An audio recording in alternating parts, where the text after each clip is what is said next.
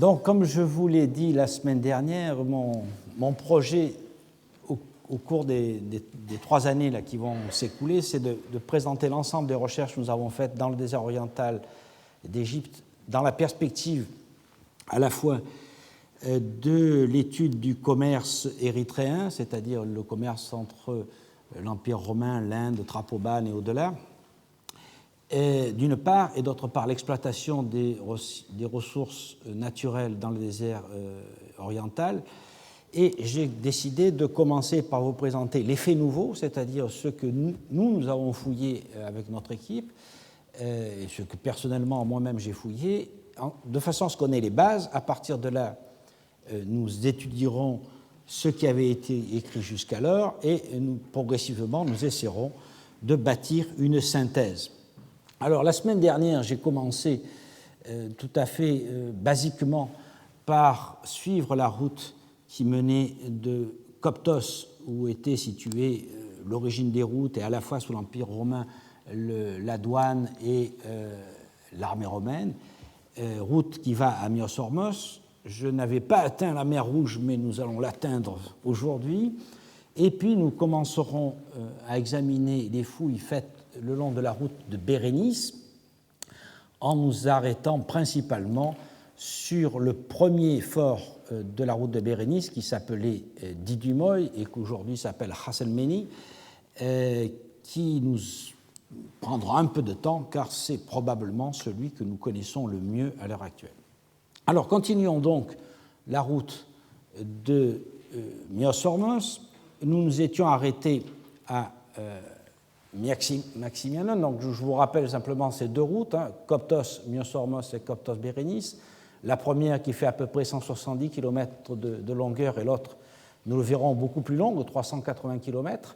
Et nous nous étions arrêtés ici, dans les montagnes, au niveau de ce fort de Maximianon, qui, comme je vous l'ai dit la semaine dernière, présente principalement deux grandes phases. Une phase du 1er siècle après Jésus-Christ, occupée jusque sous Néron et qui est ensuite démolie et remplacée, je crois, sous Vespasien, et occupée jusqu'à la fin du IIe siècle. Alors, continuons donc la route, et le fort suivant s'appelle Haramha, ce qui veut dire le rouge. Vous allez comprendre pourquoi, parce que évidemment la géologie du secteur est rouge et le fort lui-même est construit avec des pierres rouges.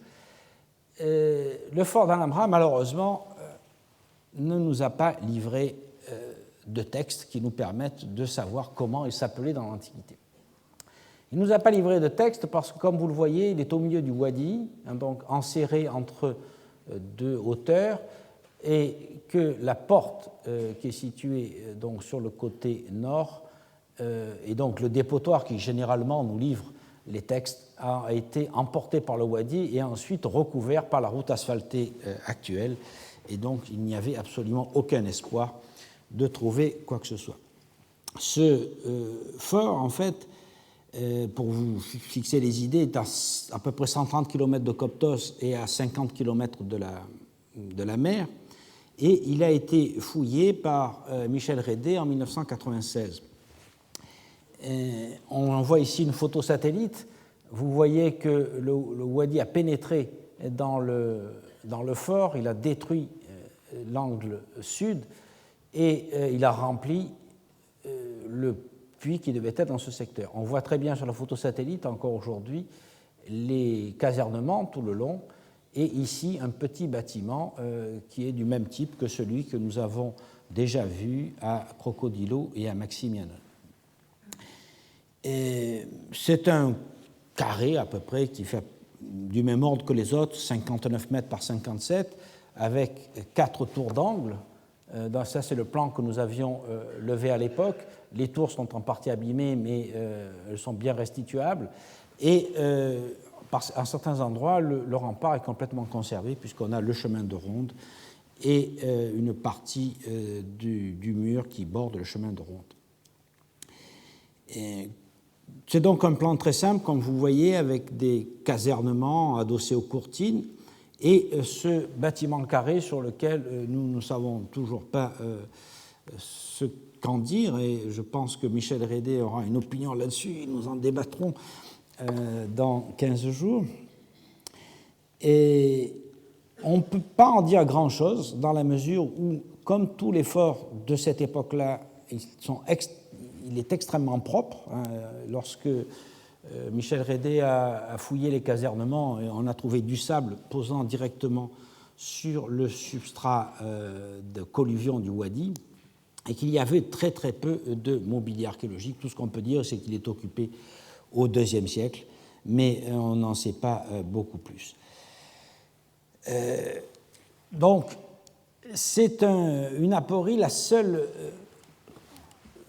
particularité qui ne vous a peut-être pas échappé, c'est que, à la différence de Maximiano et Crocodilo, mais à la ressemblance du fort de Bir Hammamat que nous avons vu la semaine dernière, la porte est défendue par 2 tours carrées, ce qui me semble être le signe d'une deuxième phase, si vous voulez, de construction de fort, et je ne serais pas étonné que ce fort ait été construit dans le cours du IIe siècle après Jésus-Christ. Mais je ne peux pas en dire plus parce que franchement, on n'a pas plus d'éléments.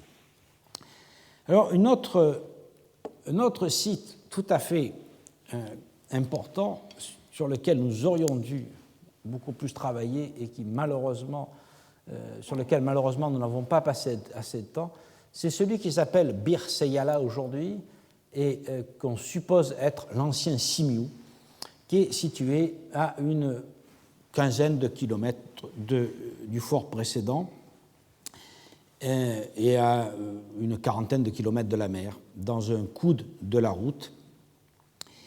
Et c'est un fort qui est construit dans un étroit wadi, vous le voyez ici, donc le wadi se resserre, ce qui explique que la force des eaux lorsqu'il y a des orages est emportée la moitié à peu près du fort que vous voyez là. Donc le fort, c'est ce petit carré ici, au centre vous voyez le puits, et le wadi a chassé en quelque sorte le fort. Alors, il est évident, lorsque nous l'avons commencé à le fouiller, ce fort présentait une espèce de masse confuse de ruines antiques autour d'un puits moderne qui a été refait au XIXe siècle.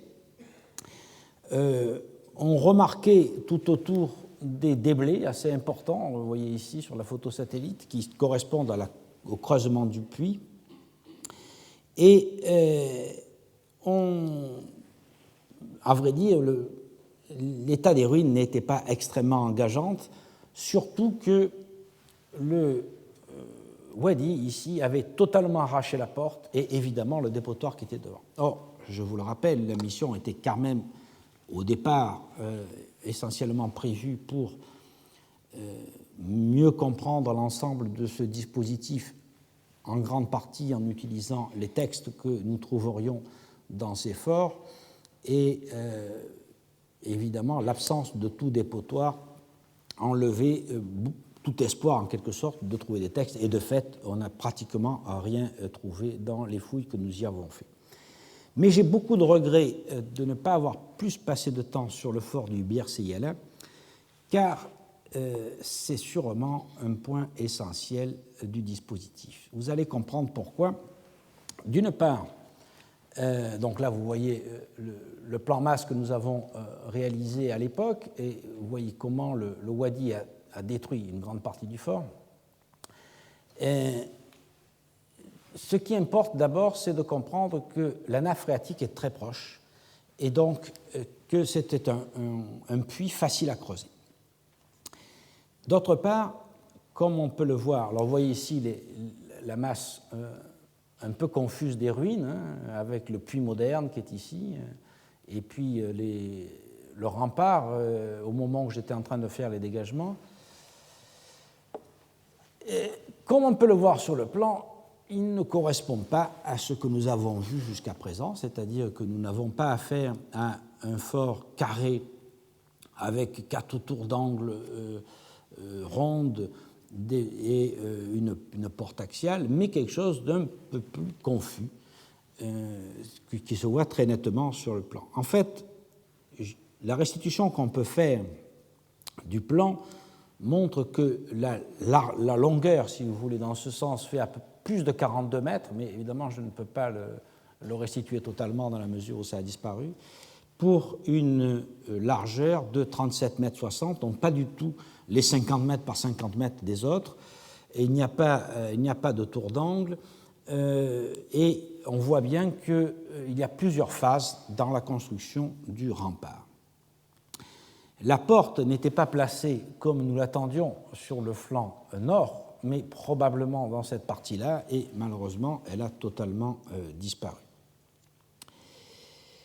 Étant donné la position du puits, qui est généralement placé dans l'axe et qu'on restitue quelque part par là, on imagine que, donc effectivement, la porte était ici, et on a un autre indice parce que dans les déblais charriés par le wadi, il y a un linteau de porte, ou en tout cas un pied droit peut-être, qui permet de penser qu'on est dans ce secteur. Le rempart présente au moins 4 états qui sont nettement visibles. Un premier fortin quadrangulaire, sans tour, mais avec ces toutes petites excroissances rondes que vous voyez là, qui fait donc à peu près 35 mètres sur un côté, donc environ 120 pieds. Un second état qui voit l'adjonction d'une tour quadrangulaire, qui est ici, qui défend donc mieux le fort, qui fait saillie de 2,20 m par rapport à la courtine. Une troisième phase dans laquelle la tour est doublée par 2 contreforts, que vous voyez là, et une quatrième phase où l'ensemble du rempart est doublé par une nouvelle courtine qui l'englobe. Et c'est ce que vous voyez ici. Cette quatrième état indique donc une réfection totale de l'ensemble et qui porte donc la largeur totale de la courtine à environ 3 mètres de largeur. Cette décision de renforcer le rempart pourrait s'expliquer par un assaut des crues qui aurait déstabilisé, voire emporté une partie des courtines. Les tronçons nord et ouest, comme vous le voyez d'ailleurs, présentent des tracés sinusoïdaux qui sont peut-être liés justement à ces mouvements de terrain causés par les crues du Wadi. L'intérieur du fortin est très bouleversé. Il comporte des casernements qui sont accolés au rempart, mais qui sont extrêmement ensablés et remplis de sédiments. J'ai effectué des sondages dans 2 d'entre eux, et qui a montré une très épaisse couche d'effondrement, et je n'ai pas pu atteindre, par faute de temps, le sol primitif.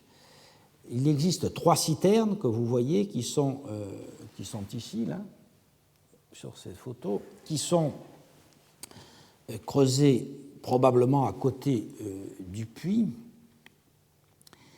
et qui sont, comme d'habitude, bâties à la chaux, enduites de mortier de chaux, et donc très solides.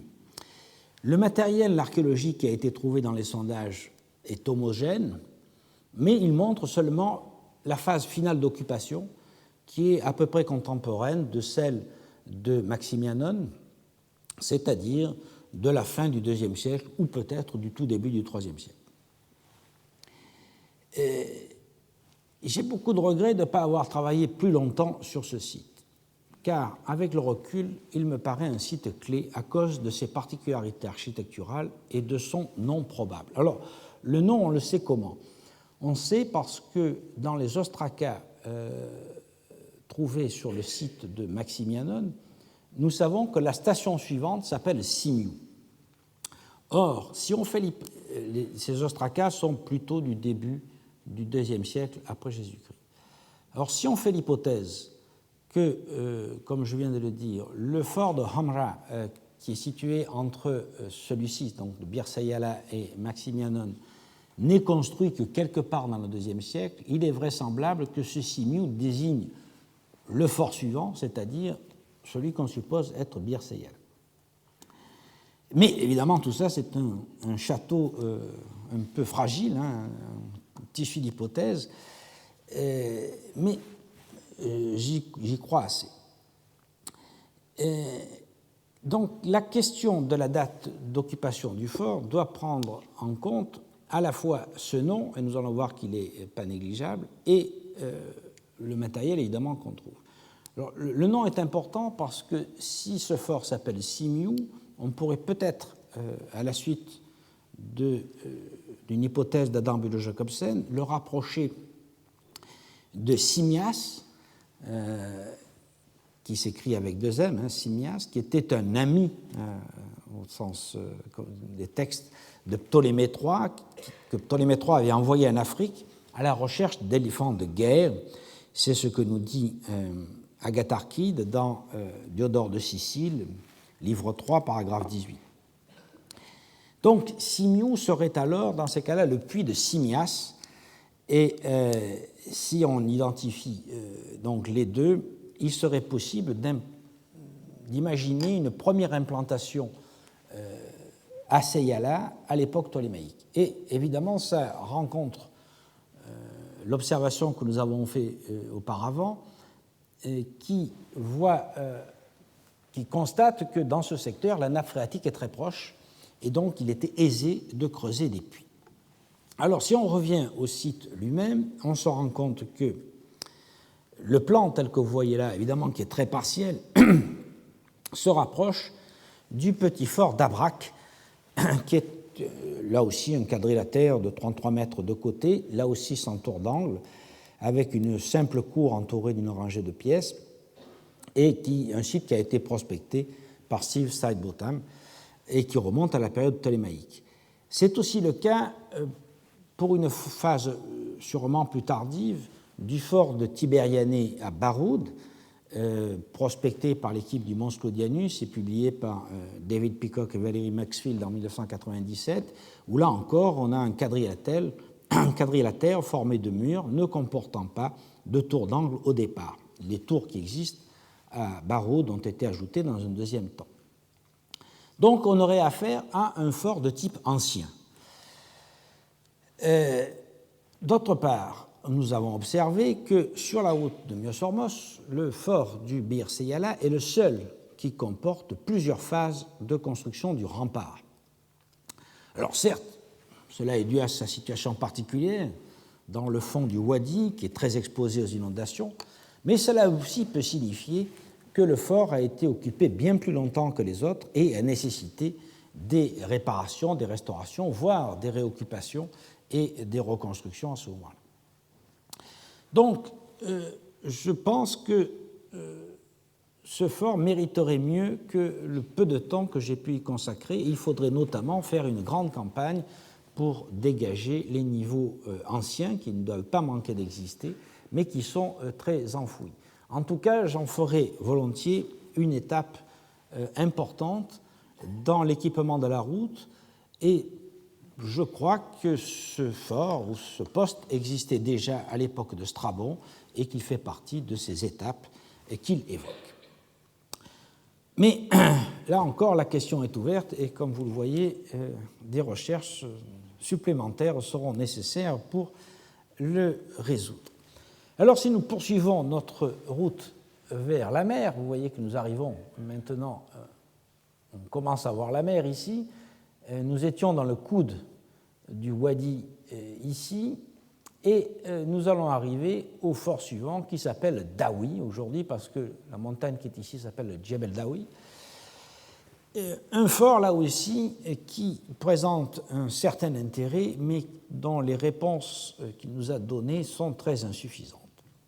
Dawi est situé donc à peine 27 km de la route, de la mer, à 27 km de Myosormos, et il est aussi donc enserré dans le même Wadi. Vous voyez, nous étions tout à l'heure ici dans cette coude qui est ici, nous arrivons là au débouché du Wadi qui va s'élargir en arrivant à la mer, et vous reconnaissez très bien un fort du type, non pas de celui que nous venons de voir, de Seyala, mais du type de Maximianon et de Crocodilo. Lorsque nous nous approchons un peu,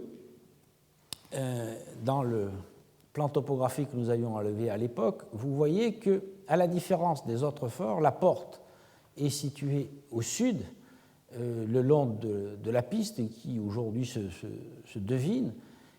Et donc, alors que le Wadi passe au nord et effectivement a détruit l'angle nord-ouest du site. Et donc, on s'attendrait à se trouver un gros dépotoir qui nous aurait donné tous les textes que nous aurions voulu. Or, il se trouve que, lorsqu'on s'approche ici, on voit, bon, ici ce sont des traces modernes, mais qui suivent plus ou moins la piste antique. Il se trouve que nous avons bien des cordons de terre tout autour, mais qu'il n'y a absolument aucun dépotoir visible. Enfin, il y a quelques tessons qui restent en surface de ces cordons de terre, et ce cordon de terre, en fait, sont simplement les déblais du creusement du puits qui était situé au centre du fort. De ce point de vue-là, nous avons donc été fort déçus et nous avons dû nous contenter de relever le site et de faire quelques sondages dans les casernements. Alors vous voyez ici une vue qui vous montre la porte sud au moment où j'ai procédé au dégagement et les casernements qui sont appuyés sur le rempart comme d'habitude et le gros puits qui était situé au milieu.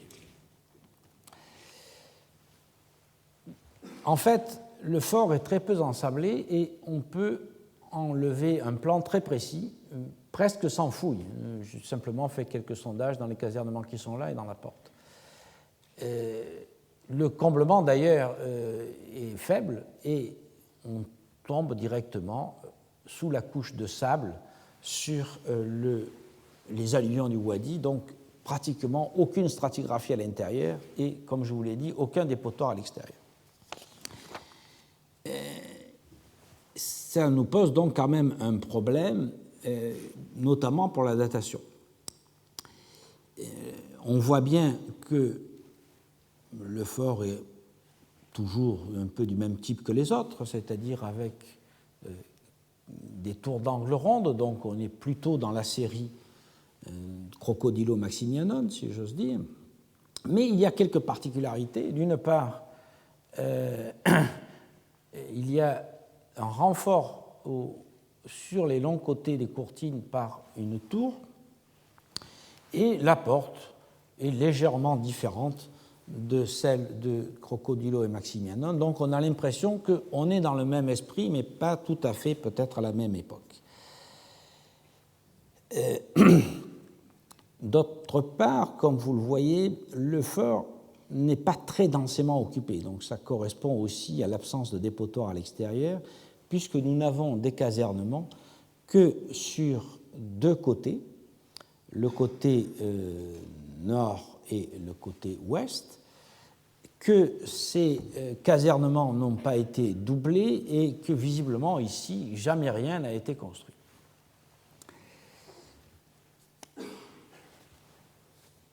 Les dimensions sont à peu près du même ordre que les autres, légèrement plus grands, 55 mètres d'est en ouest par 56 mètres du nord au sud, mais ça ne fait pas une très grosse différence. Ce qui est intéressant, c'est que comme le site est peu ensablé et très visible, on voit bien comment étaient disposés les casernements à l'intérieur. On voit très clairement dans les casernements qui sont appuyés sur le côté ouest des banquettes où étaient situés en fait les lits des personnages, des soldats qui étaient ici. Et dans plusieurs de ces casernements, outre les banquettes, nous avons des petits coffres de pierre, vous en voyez un ici, un là, qui sont les coffres qui servaient de mangeoires pour les chevaux. Donc c'est très clairement un poste de cavalerie. Le mobilier mis au jour est très pauvre. Il comprend principalement des gourdes d'Assouan, faites à Assouan et puis aussi dans la zone de Coptos, et quelques cruches, et correspond au matériel qu'on trouve dans les phases finales du dépotoir de Maximianon. Donc on a à peu près la certitude que ce site a été occupé dans, disons, la deuxième moitié du IIe siècle après Jésus-Christ. mais on est bien en peine d'en fixer la construction.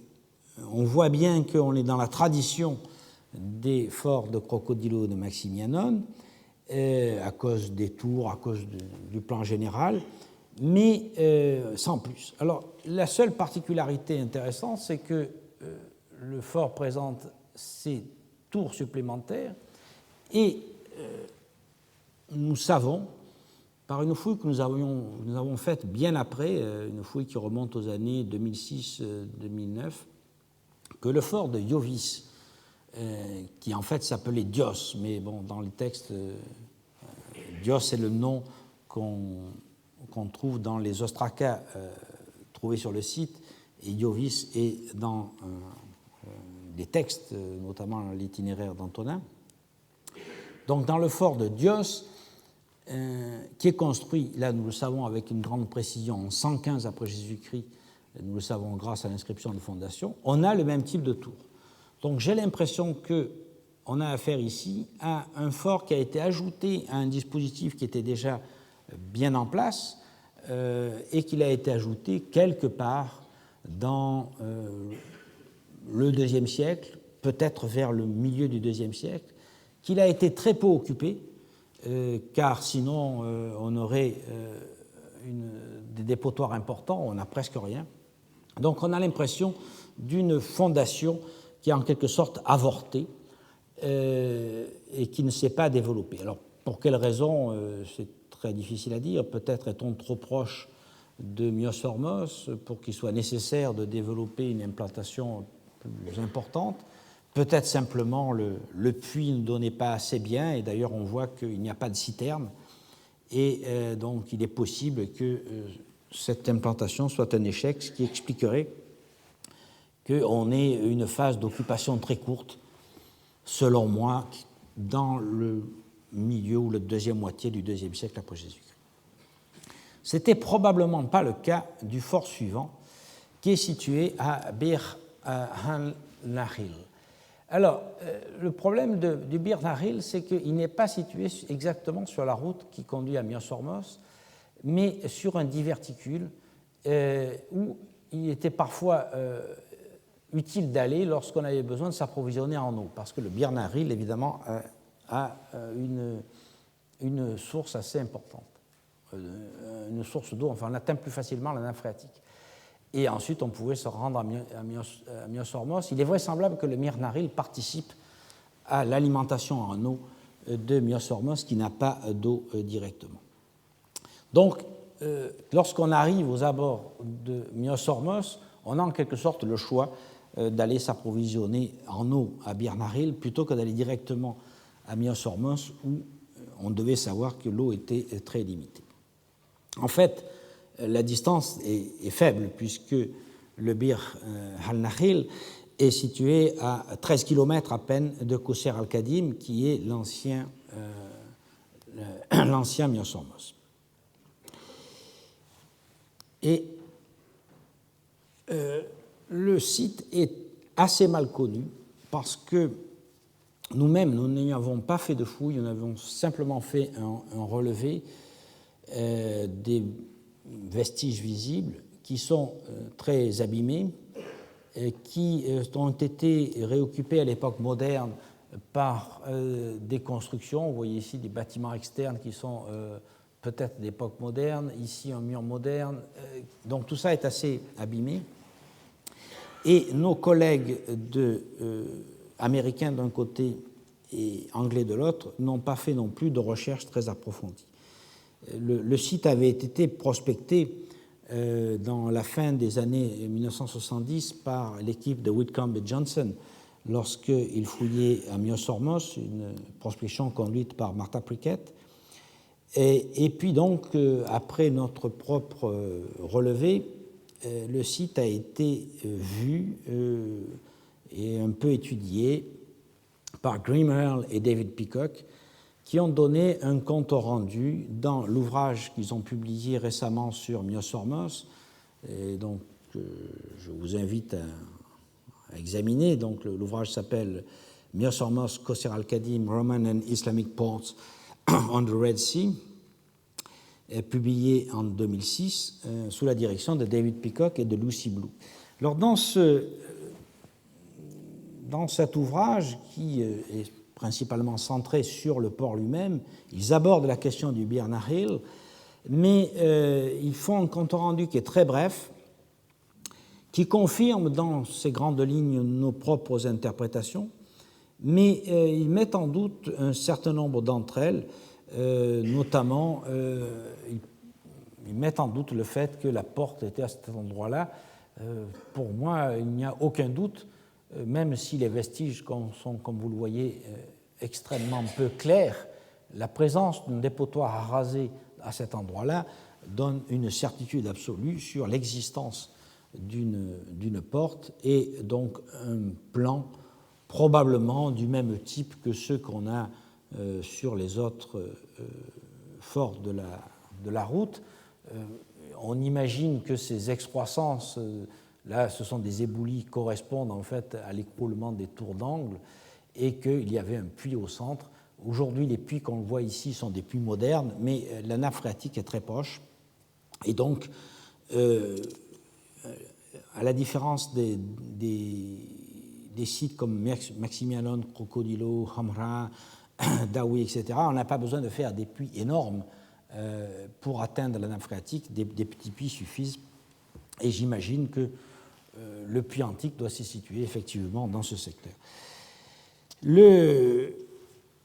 L'eau, d'ailleurs, n'est pas très bonne à Bir Nahil. C'est une eau saumâtre, mais sa teneur en sel est assez basse et permet la consommation humaine. Donc elle n'est pas très agréable à boire, mais elle est consommable.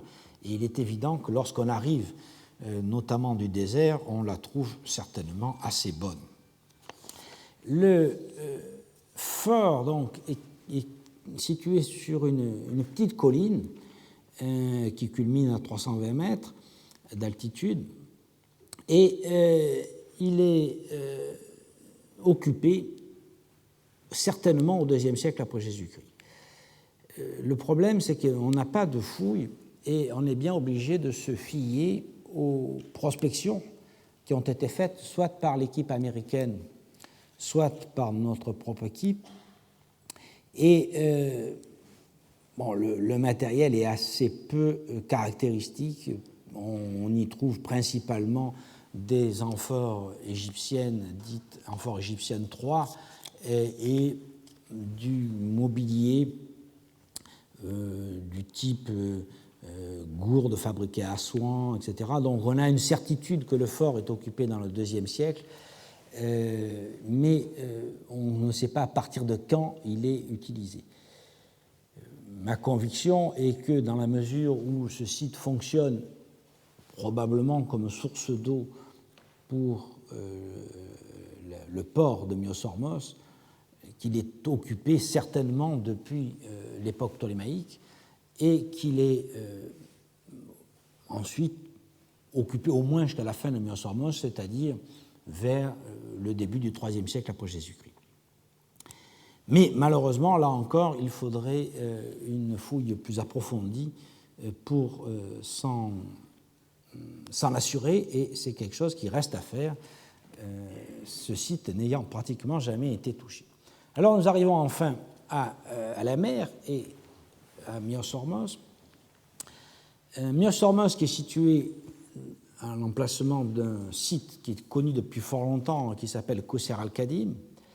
Je ne vais pas m'étendre sur les détails de la fouille, car il faudra y revenir de façon plus approfondie par la suite, mais je vais vous donner quelques éléments pour la compréhension.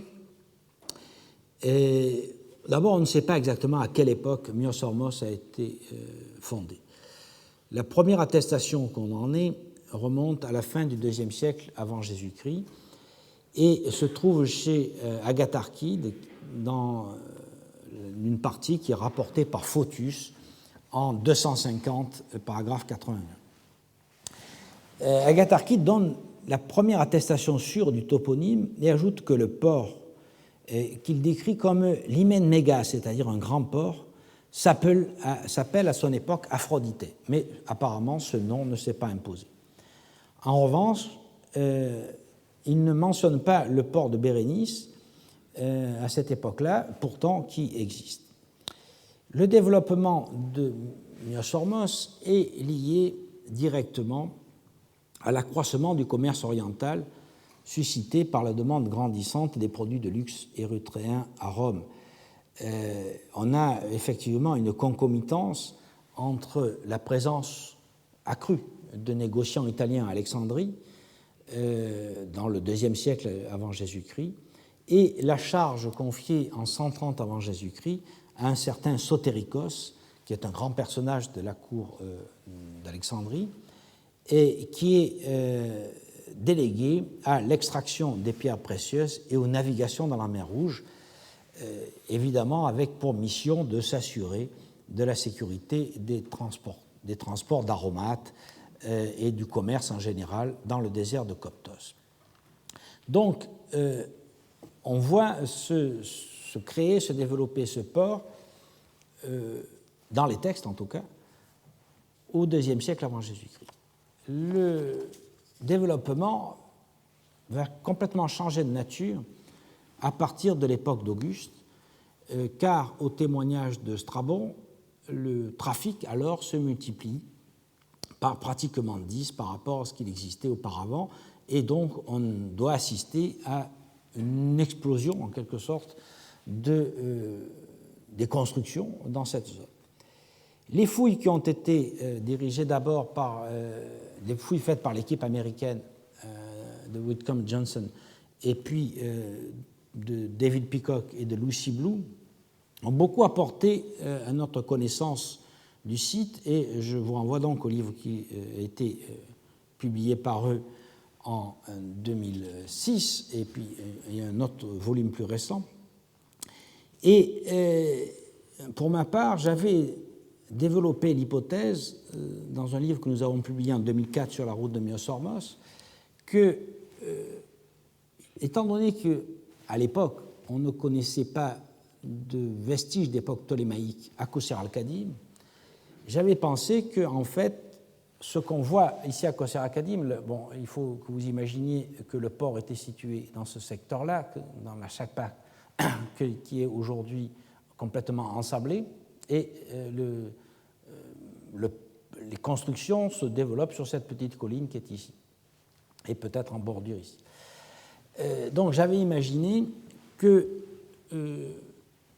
ce port installé à Qusr-al-Khadim était une extension d'un port plus ancien qui aurait été situé à Qusr lui-même, qui est situé à quelques kilomètres au sud. Vous voyez ici, Qusr-al-Khadim est ici et Qusr est ici. Et en quelque sorte que ce serait le développement du commerce qui aurait nécessité la création d'un nouveau port. C'est une erreur, et je fais ma rétractatio publique ici, car les fouilles donc, qui ont été publiées par nos collègues anglais et les céramiques étudiées par Roberta Tomber, que j'ai invité dans le séminaire le 18 novembre, montrent que Qusr-al-Khadim a bien été occupé à l'époque ptolémaïque, mais que les niveaux de cette époque sont si profonds et si inclus dans la nappe phréatique, ils sont très difficiles à atteindre, et donc qu'on a du mal à saisir l'occupation ptolémaïque de Qusr-al-Khadim, à la différence de l'occupation ptolémaïque de Bérénice, qui, elle, est bien claire. Il faut aussi ajouter que le changement d'échelle qui se produit à l'époque romaine, avec la multiplication pratiquement par 10 du trafic, et probablement donc des vestiges, fait qu'on voit principalement, lorsqu'on fait la fouille, les vestiges de l'époque impériale et très très mal les vestiges antérieurs. Enfin, le site lui-même a été occupé encore plus tard, au Moyen-Âge, lorsqu'il devient un port, ou même l'un des ports principaux, pour aller au pèlerinage de la Mecque. Et à ce moment-là, les pèlerins qui partent de Kouch, une ville qui est immédiatement au sud de Coptos, partent de Kouch, donc suivent à nouveau la route de Myos-Hormos à travers le Wadi Hammamat et aboutissent à nouveau au port de Qusr al-Kadim et partent de là, traversent la mer Rouge pour aller au pèlerinage de la Mecque. Donc tout ça rend la situation topographique et stratigraphique de la fouille de Qusr al-Kadim complexe et donc mérite un développement sûrement plus important que le très bref résumé que je fais aujourd'hui. On y reviendra certainement par la suite. Mais donc je voulais simplement vous montrer où on aboutit et quels sont les problèmes.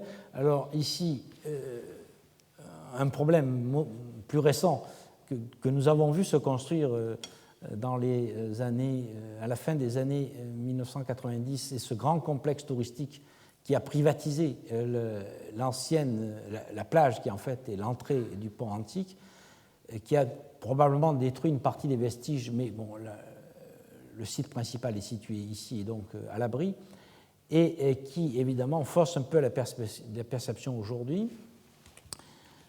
Ici, une vue d'un peu plus près, vous voyez, c'est très difficile de distinguer les vestiges, on voit quelques bâtiments ici et là, et les fouilles anglaises ont porté non seulement sur les bâtiments, mais aussi sur les installations portuaires totalement ensablées qui sont ici. Et ce qu'on voit évidemment de plus clair, ce sont les vestiges d'époque médiévale. Ici, la partie dégagée par l'équipe américaine de Whitcomb Johnson, et donc des vestiges du XIVe, XVe siècle après Jésus-Christ. Mais comme je vous le dis, donc on y reviendra. Donc ici, nous arrivons à la mer Rouge et nous allons revenir en arrière pour nous réintéresser à non plus la route de Myos-Hormos, mais la route de Bérénice. Il faut donc revenir jusqu'à l'embranchement qui est situé dans l'oasis de Phoinikon-Lakeita. Et donc ici, nous changeons de carte pour prendre une carte que j'ai établie et un peu simplifiée. Donc nous étions à Myos-Hormos et nous revenons à Phoinikon pour nous diriger vers Bérénice. Cette route donc de Bérénice était 3 fois plus longue que celle qui allait à Myos-Hormos, puisqu'elle fait 380 km de long. Et on peut donc se demander pourquoi on a développé et équipé de façon, vous allez le voir, très importante, cette route qui nous paraît à nous aujourd'hui extrêmement longue et difficile. C'est tout simplement, si j'ose dire, que il est relativement aisé d'arriver jusqu'à Bérénice avec des bateaux, notamment des bateaux importants, car, et nous le développerons par la suite, les bateaux qui viennent d'Inde sont poussés par la mousson qui se fait encore sentir jusqu'à la latitude de Bérénice, mais par contre, il est très difficile de remonter la mer Rouge au-delà de Bérénice, car dans cette partie de la mer Rouge, les vents dominants viennent du nord, et donc il faut, comme on dit en termes techniques, tirer des bords, c'est-à-dire naviguer en zigzag pour remonter contre le vent, et c'était difficile pour des navires antiques qui n'avaient pas évidemment les capacités nautiques de nos voiliers de course actuels, et c'était aussi difficile, et ça l'est encore aujourd'hui, car tirer des bords suppose de s'approcher des côtes. Or, les côtes sont très dangereuses à cause des récifs coralliens et des hauts fonds. Donc, le port de Bérénice, qui est certes excentré, beaucoup trop au sud, était quand même préférable, notamment pour les gros tonnages. Et on voit bien que le changement se produit assez vite, puisque à l'époque de Strabon, c'est Myos-Hormos qui est le grand port du commerce érythréen, et c'est là qu'il nous dit, donc Strabon écrit vers 25 avant Jésus-Christ, il nous dit le trafic a été multiplié par 10, et dès qu'on rentre dans le 1er siècle après Jésus-Christ et qu'on suit le texte de Pline qui écrit, nous allons le voir dans les années 70, on voit bien que Myos-Hormos est déjà déclassé et que c'est Bérénice qui a pris le dessus en tant que port, parce qu'évidemment, le tonnage des trafics a beaucoup augmenté, le tonnage des bateaux aussi, et qu'il est devenu, ou redevenu plutôt, nous le verrons, redevenu plus attractif de s'ancrer à Bérénice. Bérénice d'ailleurs qui n'a pas de vrai port, à la différence de Myos-Hormos, puisqu'on s'ancre dans la baie, ce n'est pas un bon port du tout, mais qui a cet avantage de pouvoir accueillir des gros bateaux arrivant au port, poussés par la mousson. Et alors, évidemment, l'inconvénient, c'est qu'à la différence de cette route relativement courte, il fallait au minimum 12 jours pour parcourir la route de Bérénice à Coptos, là où on mettait moitié moins de temps, beaucoup moins que moitié moins de temps, pour venir de Myos-Hormos. Et je pense que si Myos-Hormos continue à être utilisé assez largement jusqu'à la fin du IIe siècle, ce n'est plus à ce moment-là pour le grand trafic venu d'Inde et d'Arabie, mais parce que, comme c'est la distance la plus courte, c'est là que viennent les bateaux qui portent des matériaux plus légers, et c'est surtout par là que passent les officiels, le courrier et tout ce qui ne demande pas de gros bateaux de transport. Et donc, comme je vous l'ai dit, Strabon ne nous parle pas véritablement de la route de Bérénice, même s'il connaît le site. Par contre, Pline nous en parle, et de façon assez détaillée, et c'est quand même important de citer son texte. Il nous dit, en effet, c'est important parce qu'il nous décrit une situation qui est immédiatement antérieure à la construction du fort de Didymoï et des forts suivants, c'est-à-dire Didymoï est construit, nous allons le voir en même temps qu'Aphroditessaurus, probablement le premier fort de Dios qui est situé à Birbeisa, peut-être celui de Xéron-Pélagos, et certainement celui de Sychaïte qui est à côté de Bérénice. Donc, il nous décrit une situation qui est antérieure à 76 après Jésus-Christ. Et donc, on est probablement dans les informations qu'il a qui sont tout à fait à jour, nous donne la situation vers 70, disons. Et il dit ceci. À partir de Coptos, on voyage en chameau. Les étapes ont été prévues pour le ravitaillement en eau. La première, à 22 000 de Coptos, s'appelle Hydroma. Et donc, ça veut dire l'endroit où il y a de l'eau. Et à 22 000, on est à Phoinikon. Donc, il ne dit pas le nom de Phoinikon, mais il dit c'est en quelque sorte le point d'eau. Le deuxième est un jour de marche en plein désert. Comme il ne donne pas de nom, cela veut dire que les caravanes bivouaquaient, notamment aux heures chaudes. Alors, comme Didymoï n'existe pas encore, il faut imaginer qu'il bivouaque quelque part dans ce secteur. Alors, deux endroits possibles sont le Panéon d'Elboueb qui est situé ici, que j'ai oublié de marquer sur cette carte, et le Panéon du Wadi Meni qui est situé ici. On les appelle Panéon parce que ce sont des abris à l'ombre, parfois avec une petite grotte qui permet donc de se protéger du soleil. Et à cet endroit-là, les voyageurs ont fait des dédicaces assez souvent à Min, qui était le roi du désert, enfin le dieu du désert, et Min associé à Pan, identifié à Pan. Et donc, on a, et nous y reviendrons pour le cas la semaine prochaine, pour le cas du Panéon du Wadi Meni, de nombreuses inscriptions qui donnent à la fois le détail des voyages,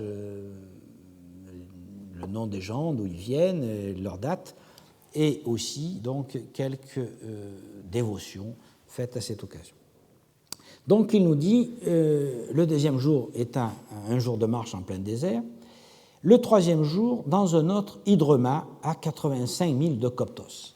Alors cet autre hydroma, c'est évidemment Campassie, qui est un site tout à fait considérable dont je parlerai la semaine prochaine, qui est important parce que c'est un site qui commence à l'époque ptolémaïque comme étant une mine d'or et qui est situé dans une zone où il y a de l'eau, assez facile à atteindre en creusant au fond du wadi. Et c'est une zone où on se développera assez tôt un poste de l'armée romaine, puisque une inscription nous dit qu'on y a creusé des citernes à l'époque d'Auguste, et que ce site continuera d'être occupé jusqu'à la fin de la fréquentation de la route, c'est-à-dire jusqu'au milieu du IIIe siècle. Mais nous y reviendrons plus en détail. Donc, la deuxième grande étape, c'est celle de Campassie.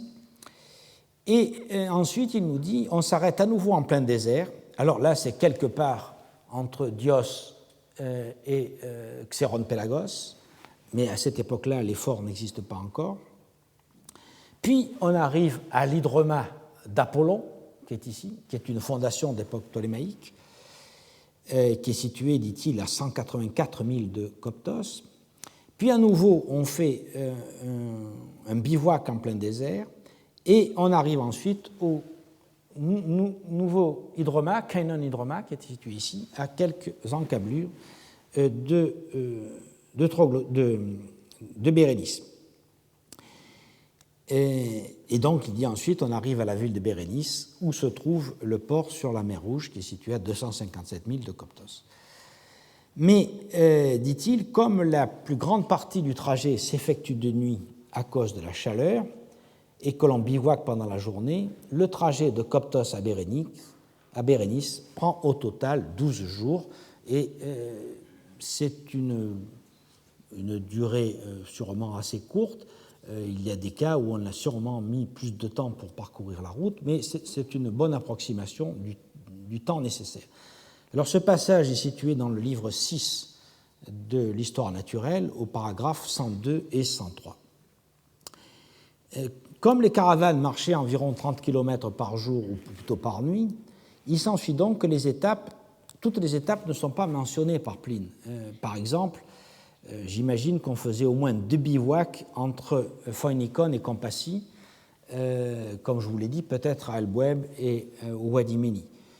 Ce sont ces étapes qui s'étaient progressivement fixées qui seront utilisées approximativement pour installer les forts.